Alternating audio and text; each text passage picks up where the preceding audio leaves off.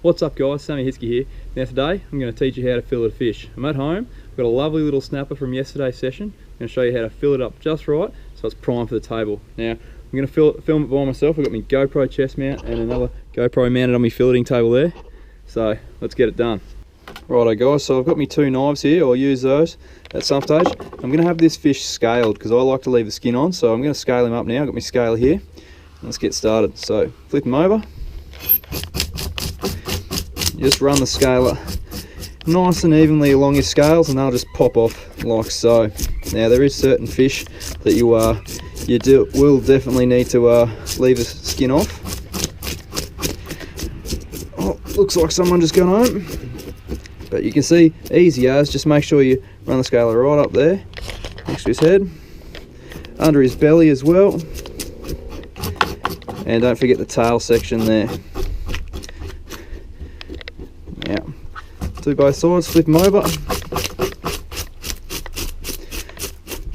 Now there's nothing worse than finding a scale still on your fish, so make sure you do a nice thorough job and you won't get any complaints.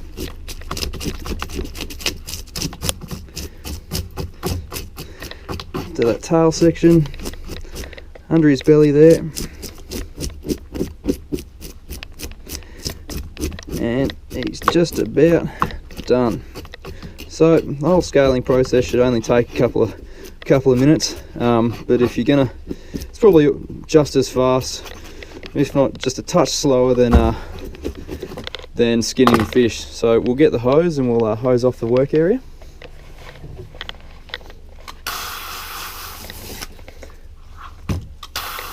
Just to keep it nice and clean. Make sure there's no scales left on your fish.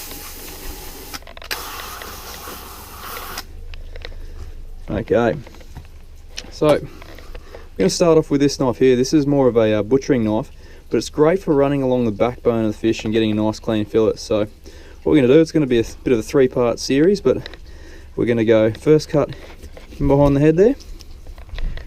Make sure there's no scales on your blade. Next one along the back, like so.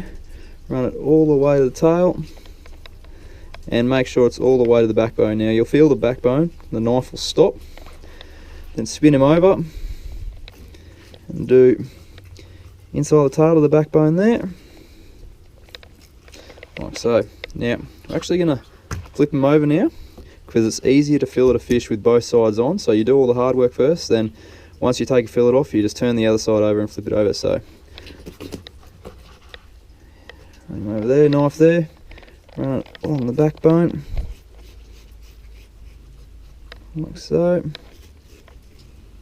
Now you'll see the angles of the camera changing as I fillet. That's because I get my body in position to make it easier to work. So same thing. Now it's time to change knives. So I got my filleting, long traditional filleting style knife there. Fingers under the sides, run it over there and run it out the back. Now what you want to do is just, you'll see you got all the way in there, it's all ready to come off. You just got to get it off the backbone. So get your knife, run it along, and you'll hit the pin bones, which are these center ones in here, and you can usually cut through those. On bigger fish you'll find it a bit more difficult. You can even use your bigger knife to cut through them. And then you'll hit the rib cage and just go along.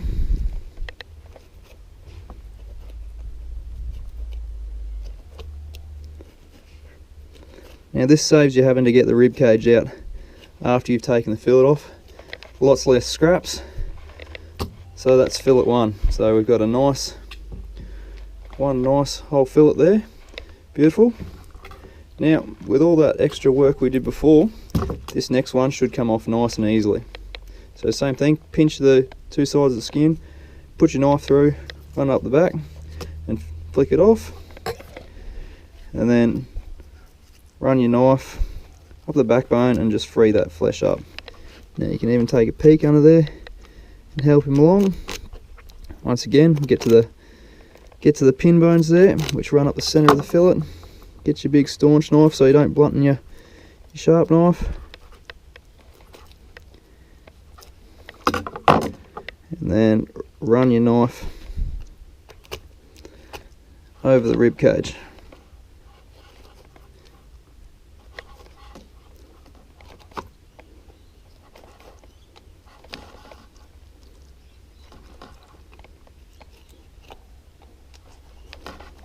Like so. And then out the belly, trim that last bit off,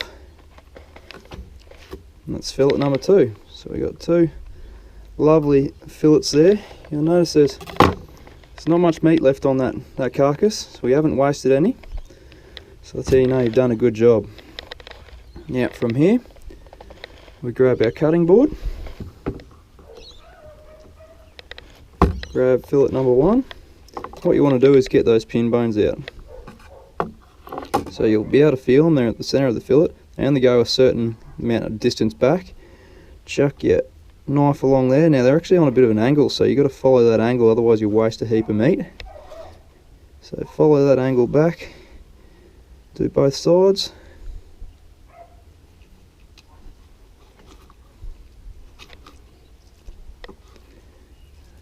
Both sides there. Follow it up.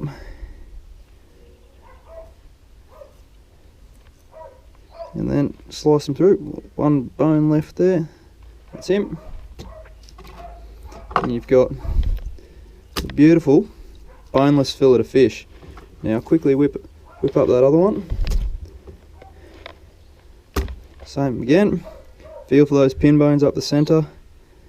Run your knife along both sides.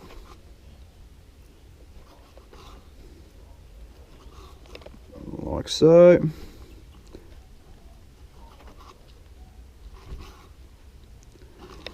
Careful not to nick your fingers. Find the last bone, nick it off, and there you have it.